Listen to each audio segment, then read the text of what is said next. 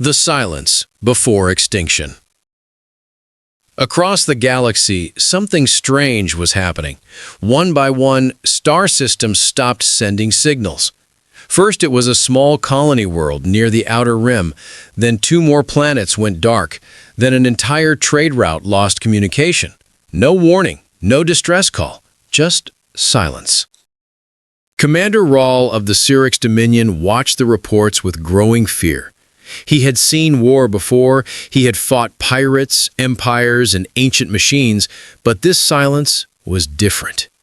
It felt like something alive was swallowing light and sound, leaving nothing behind. His scales tightened as he stared at the empty star map. Systems that were full of life yesterday were now cold and lifeless. The Council of Dominion leaders gathered in a panic. Some shouted about evacuations, some demanded alliances, others simply cried that the end was near. Commander Rawl stayed silent. He already knew what the others feared to say. This was not a normal enemy. This was not a normal war. Something older, darker, and far more dangerous was moving across the stars. The Cyrix Observatory sent their final report. A massive shadow had been detected near the edge of their territory. It moved like smoke, but reacted like a mind, absorbing ships whole and crushing them without firing a single weapon. They named it the Voidborn, even though none of them truly understood what it was. Within hours of the report, the observatory itself went quiet. Rawl's homeworld, Cyrix Prime, was now less than 2 months away from the shadow's path. And still, no one answered their calls for help. The great empires of the galaxy, the ones who always boasted about unity and strength, were silent too.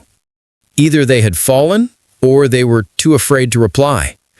Rawl wondered which answer was worse. For the first time in his life, the commander felt small. He walked through the war room looking at holograms of fleets that were not enough, weapons that could not hurt the enemy, and allies who might already be dead. He knew their technology was useless.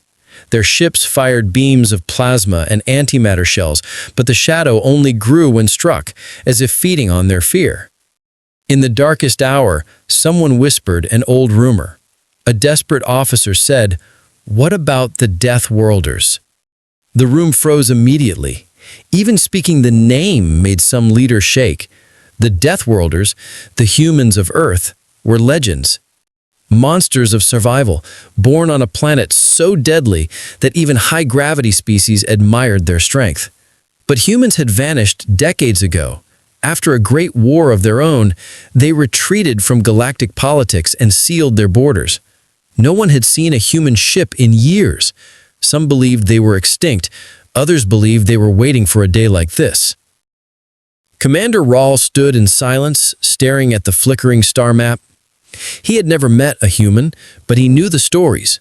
Stories of soldiers who fought with broken bones, pilots who flew burning ships into enemy flagships, medics who saved the wounded even during battle. Some alien children grew up believing humans were heroes. Others believed they were nightmares. But everyone agreed on one thing. Humans did not fear death. They challenged it. With no other options left, Rawl opened a forbidden communication channel. It was old, dusty, almost forgotten, labeled with a simple word, Earth. He hesitated, wondering if humanity even cared anymore, wondering if they would laugh at his request or ignore it like everyone else. But he swallowed his pride and sent one final message. He said, "This is Commander Rawl of the Cyrix Dominion. We are facing extinction. The galaxy is falling silent, and our people will be next. If any human hears this, we request your help." He waited. Seconds became minutes. Minutes felt like hours. The war room was silent except for the soft hum of failing machines. Some officers began to walk away, whispering that humans would never answer. The galaxy had abandoned them, and the Deathworlders would not be different. Then something impossible happened. A light blinked on the ancient console. A connection formed. A voice, deep, calm, unmistakably human, came through the speakers. "This is Earth Command," the voice said. "We heard your call." The entire war room froze. Some officers gasped, others covered their mouths. For the first time in months, Commander Rawl felt hope, but at the same time, a chill ran down his spine. Humanity had returned, and no one knew what form that return would take. Were they here as saviors, or as the monsters the legends warned about? The human voice continued, "Commander Rawl, prepare your people. The Deathworlders are coming." Commander Rawl did not sleep that night. The message from Earth echoed in his mind like thunder. He kept replaying the human voice, every tone, every breath, trying to understand the meaning behind the calm words. Humans were famous for two things: their courage and their unpredictability. No one knew which version had just responded. The next morning, Cyrix Prime shook as alarms echoed across the sky. The citizens ran outside, expecting the void-born shadow. Instead, they saw something else. Far above the clouds, the atmosphere rippled like water. A massive tear opened in space, glowing blue and silver. The fabric of the universe twisted, then snapped outward, releasing a fleet unlike anything the galaxy had ever seen. Human warships. Dozens of them. Black armor, sharp wings, and engines that burned like miniature suns. Aliens who had heard human stories fell to their knees, some out of relief, others out of fear. The old tales suddenly felt real. Humans were not just returning, they were returning prepared for a war the galaxy could not even imagine. Commander Rawl stood at the command balcony watching the fleet descend. Their formation was perfect, terrifyingly precise.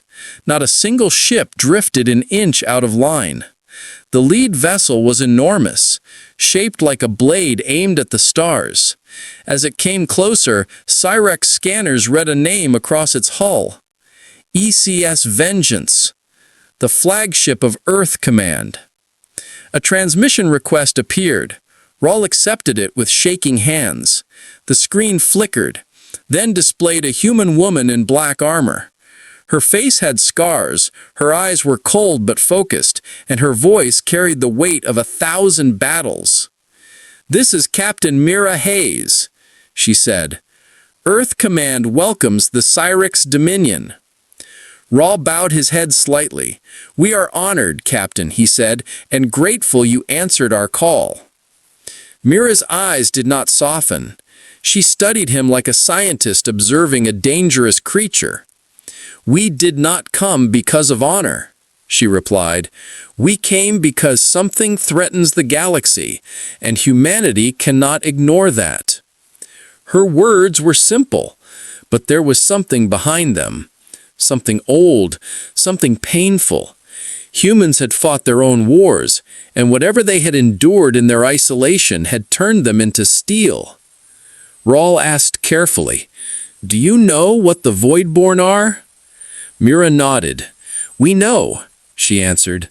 "They consume light, energy, and living matter." She paused, then leaned forward slightly. "And they learn from everything they eat." A wave of fear spread through the Cyrix officers listening.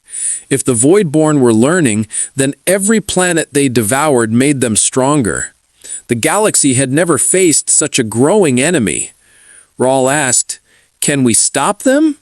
Mira did not hesitate. "Yes," she said, "but not with your weapons." She tapped her console, and a hologram appeared. A human weapon no alien had ever seen. Long, metallic, glowing with white and blue energy. "This is a sun lance," she said. "It can ignite a star's core." The Cyrix officers gasped. Even Rawl stepped back. Humans had built weapons capable of turning entire systems into fire. If this was what they showed openly, what were they hiding? Mira continued, "We built these for one purpose: to fight things like the Voidborn." Rawl swallowed hard. "Captain, why did humans disappear for so long?" For the first time, Mira's icy expression cracked, just a little. "We needed to rebuild," she said. "We needed to become stronger." She looked away from the camera for a moment. "And we needed to grieve." There was something heavy in her voice, something that suggested humanity had lost more than anyone knew. Before Rawl could ask more, alarms blared across both fleets. Human officers shouted in the background. Mira snapped into command mode instantly. "They're here," she said. "Prepare all defenses." A new signal appeared on the scanners. Massive, shifting, pulsing. The Voidborn had arrived. Rawl saw the shadow with his own eyes through the observation window. It covered half the sky, a swirling mass of darkness with glowing cracks of red and purple energy. Every part of it moved like living smoke, hungry and endless. But the humans did not panic. They activated their engines, their weapons charged with blinding blue light. Their ships moved into battle lines that no other species could match. Captain Mira's voice echoed through every speaker on Cyrix Prime. "All ships," she commanded. "Formation, 0." The human fleet responded instantly. Rows and rows of warships aligned like blades of a giant warrior. The engines glowed brighter, the weapons locked on. And then Mira spoke the words that would be remembered across generations. "Deathworlders, engage!" The first human salvo exploded into the Voidborn with unimaginable force. The battle had begun, and the galaxy watched in awe at what humans had become. For the first time since the silence began, hope returned. Not because the Voidborn were weak, but because the Deathworlders were here. And they did not come to lose. The Fall of Worlds. The first clash between humans and the Voidborn shook the entire sector. Explosions lit up the dark sky like dying stars. Human ships moved fast, too fast for most alien eyes to follow. Their engines twisted space, allowing them to drift, slide, and strike with deadly precision. Commander Rawl watched in awe. He had seen battles before, but never anything like this. Humans fought like creatures born for chaos. The Voidborn answered with a wave of living darkness. Their bodies stretched like shadows, splitting and reforming as if pain meant nothing to them. Each time a human weapon struck, the Voidborn screamed in a sound that felt like cold metal scraping across bone. Then they grew stronger, adapting, shifting their shape to absorb the attack. Rawl finally understood Captain Mira's warning. The enemy was learning from every blow. The human fleet switched tactics instantly. Captain Mira shouted orders with a calm voice. "Vengeance Squadron, break formation. Phantom Wing, hit the left flank. Watchtower units, fire Sunlands chargers on my signal." Humans obeyed without hesitation. Their unity was terrifying, as if they shared one mind, one purpose, one burning desire to survive. Yet the Voidborn were not simple beasts. They responded with an intelligence that chilled every heart watching the battle. A massive tendril of darkness shot toward Cyrix Prime, long enough to swallow the entire moon. The planet's defense shields flickered weakly, unable to stop the sheer force. Before Rawl could react, 3 human warships dived directly into the tendril's path. Their engines roared like thunder. Their hulls glowed as their shields overloaded. They rammed into the dark mass, sacrificing themselves to stop it. The explosion spread across the sky like burning silver. The tendril collapsed, retreating into the main shadow. Rawl felt something tighten in his chest. Humans had just given their lives to protect an alien world they barely knew. No other species would have done that so willingly. He whispered a soft, trembling sentence. "Deathworlders, why do you fight like this?" Mira's voice broke through the comms. "Because if we don't, no one will."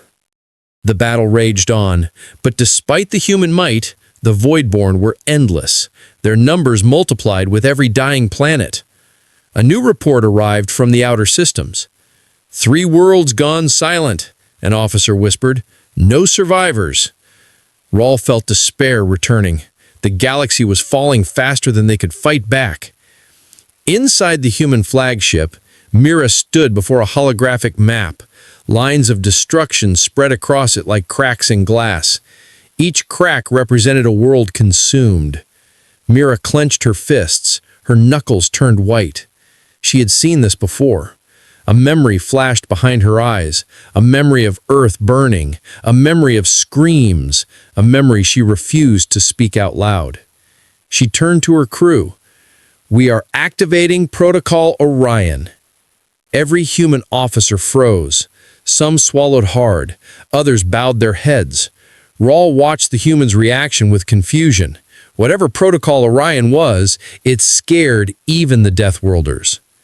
"Explain," Rawl demanded. "What does this protocol mean?" Mira looked directly at him, her gaze sharp as a blade. "It means we stop fighting the Voidborn's bodies and we attack their mind." She brought up an image, a swirling core of black and red energy, hidden deep within the shadow. She said, "This is the Hive Heart. The Voidborn are controlled by a central consciousness. If we destroy it, the rest will die." Rawl studied the hologram. "But it is inside their main body," he said. "How do we reach it?" Mira answered without blinking. "We go inside." The war room went silent. Even the bravest Syrinx soldiers trembled. Entering the Voidborn's living body was suicide. The shadows could crush ships like insects. No one had ever returned from inside the darkness. But the humans did not look afraid. They looked determined, almost eager. Mira turned to her officers. "Prepare the Vengeance and Phantom units for the breach. We will create a tunnel through the Voidborn mass." Rawl stepped forward. "You cannot do this alone," he said. "My men will join you." Mira stared at him with surprise. "Why?" she asked quietly. "Your people owe us nothing." Rawl lifted his head proudly. "Humans shed blood for Syrinx Prime. Now Syrinx will shed blood for Earth." Mira's expression softened for the first time. "Then we fight together." The humans prepared a weapon the galaxy had never seen, the Sun Lance. A massive metallic spear flew out from the flagship, glowing brighter than a star. It pointed directly at the heart of the Voidborn shadow. Mira raised her hand. "Fire!" she commanded. A beam of white energy burst forth, slicing through the darkness like a blade of pure sunlight. For a moment, the Voidborn screamed louder than anything heard before. Entire continents on Syrinx Prime trembled. The tunnel formed, a path into the creature's living core. But then, something terrifying happened. The Voidborn adapted again. They closed the tunnel, swallowing the Sunlance beam, absorbing its energy, growing stronger. The human officers panicked. Rawl felt his heart sink. Mira's face darkened.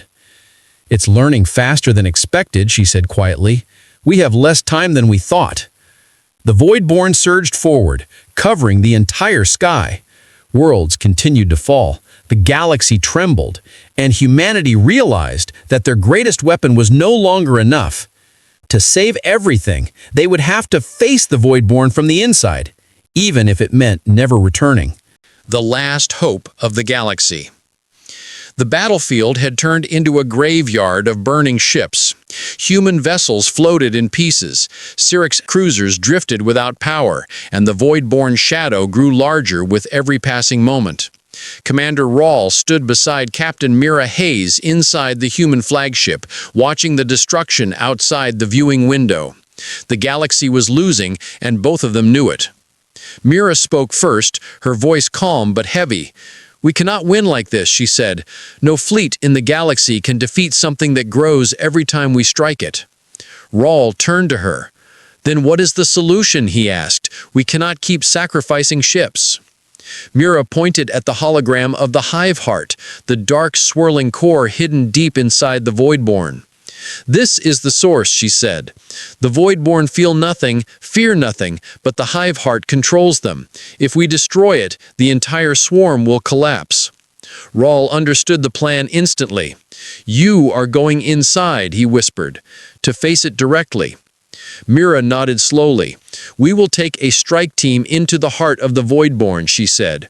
"A small group may slip through their defenses. Humans have done missions like this before." Her face tightened, as if she remembered something painful. "Some of us did not return," she murmured under her breath. The Voidborn suddenly let out a roar, a psychic scream that shook every ship within range. Entire alien crews collapsed from the shock. Even hardened soldiers fell to their knees. But humans stayed standing, their eyes burning with determination. Their minds were stronger, their survival instincts sharper. They were Deathworlders, shaped by a brutal planet, shaped by endless struggle. Mira turned to her soldiers. "Prepare infiltration armor," she ordered. "We launch in 10 minutes." Human soldiers moved without hesitation. They equipped dark exosuits with glowing blue lines, armor that reacted like a second skin. Mira's suit was heavier, reinforced, clearly designed for a suicide mission. Rawl realized the truth. She intended not to return. Rawl stepped forward, blocking her path. "Captain," he said, "if you go alone, you will die." Mira looked at him with a cold but honest stare. "Someone must trigger the core detonation manually," she said. "There is no remote activation. We built the bomb this way because we knew it would come to this." She took a deep breath. "And humans do not fear giving their life to protect others." But Rawl shook his head. "You will not die alone," he said firmly. "Syrinx will fight beside humanity." Mira studied him, searching for weakness, but found none. She gave a small nod, a gesture of respect few aliens ever received from humans. "Very well," she said. "You may join us." Minutes later, the infiltration shuttle launched from the flagship. The small black vessel darted through the battlefield, dodging tendrils of darkness and bolts of energy. Human ships provided cover, sacrificing themselves to make sure the shuttle could reach the Voidborn's surface. Inside the shuttle, the atmosphere was tense. The floor shook with every hit, but no one turned back. The Voidborn's outer shell appeared like a living storm, swirling, pulsing, reaching out like claws. Mira activated the device, a glowing sphere containing a miniature star. "This is the Starbreaker," she said. "It will destroy the core from the inside, but it must be armed manually." Rawl realized what that meant. "You intend to stay," he whispered. "You intend to die with the creature." Mira didn't deny it. She placed the Starbreaker on the ground, glowing brighter with every second. Shadow beasts emerged from every direction. Soaring toward them, he shouted.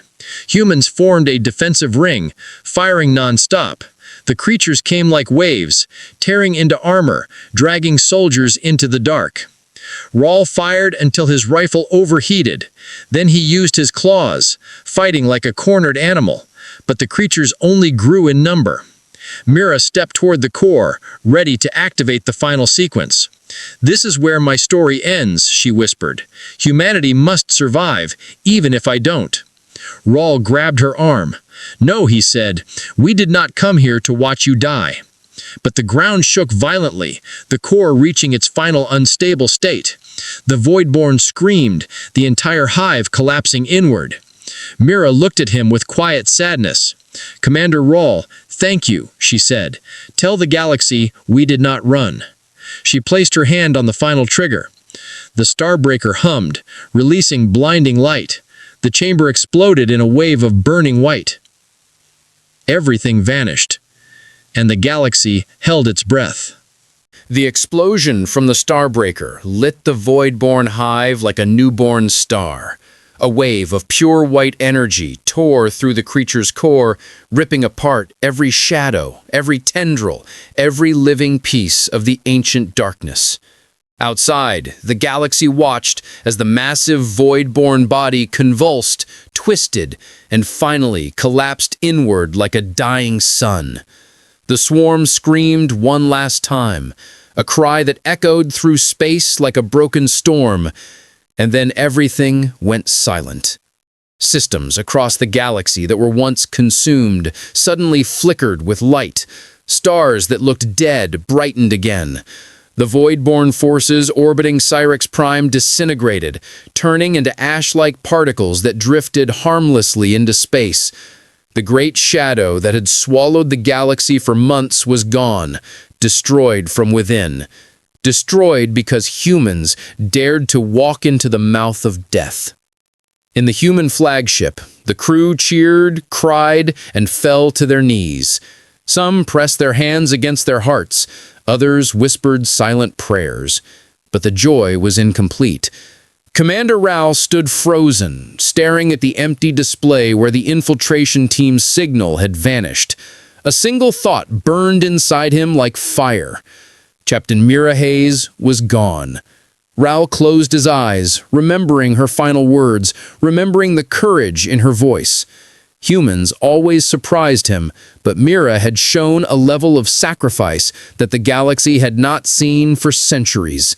A true Deathworlder, a warrior born from a planet that refused to let its children break. Human officers gathered around Rao, their faces filled with grief. The loss of Mira Hayes hit them like a wound. She was not just a captain, she was a symbol, a leader, a survivor of the dark era humanity never spoke about. The silence in the room felt heavier than any battlefield. Then, moments later, a faint signal appeared. Weak, broken, but unmistakably real. The bridge lights flashed. Officers shouted, "Unknown vessel approaching!"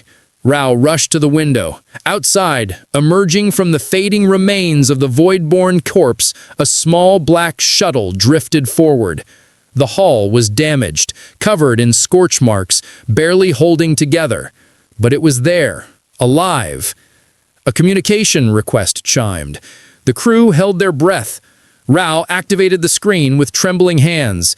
The display flickered, showing a crushed helmet, a bleeding forehead, and tired, smoke-covered eyes. It was her, Captain Mira Hayes, alive, breathing, refusing to die. Her voice was hoarse but steady. "Earth Command, do you copy?" The bridge erupted in shouts of joy. Some humans cried openly, others slammed their fists against the consoles in celebration. Rao felt relief wash over him like a wave.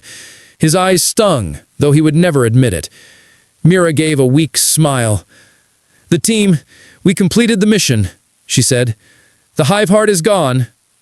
Rao stepped closer to the screen. "How did you survive?" he asked, unable to stop the question.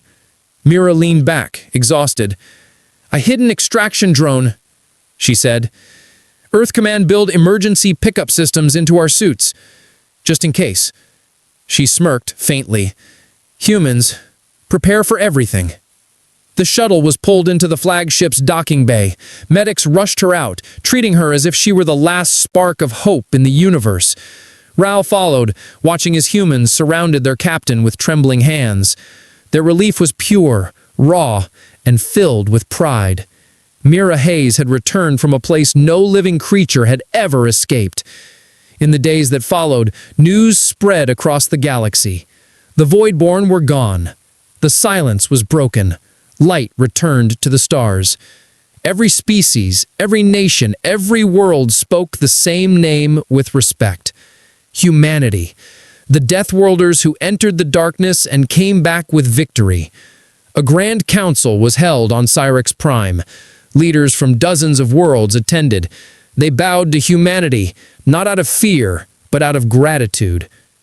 Commander Rao stepped forward to speak. His voice echoed through the hall. "When all hope was lost," he said, "it was humanity that came. When every fleet had fallen," he continued, "it was humanity that stood. When the galaxy trembled in silence," he declared, "it was humanity that broke the darkness." The hall erupted in applause. Even the most powerful empires bowed their heads. Humanity had done the impossible, not because they were the strongest, but because they refused to surrender, refused to stop fighting, refused to die. Mira Hayes was invited to the front, still recovering but strong enough to stand. She looked out at the gathered crowd. She said, "We fought for all of you." She paused. "But understand this," she said softly, "we did not save the galaxy. We reminded it how to fight. From that day forward, humanity no longer stood alone. Their fleets escorted weaker worlds, their soldiers trained alien armies, and their scientists helped rebuild dying systems. The Deathworlders had become guardians, not monsters, and their legend only grew stronger. Commander Rao looked up at the sky one last time, the stars shining brighter than ever. The galaxy had changed. Humanity had changed it. And when the galaxy had fallen silent, it was the Deathworlders who answered the call. It was the Deathworlders who refused to let the light fade. It was the Deathworlders who became the last hope and the first dawn of a new future.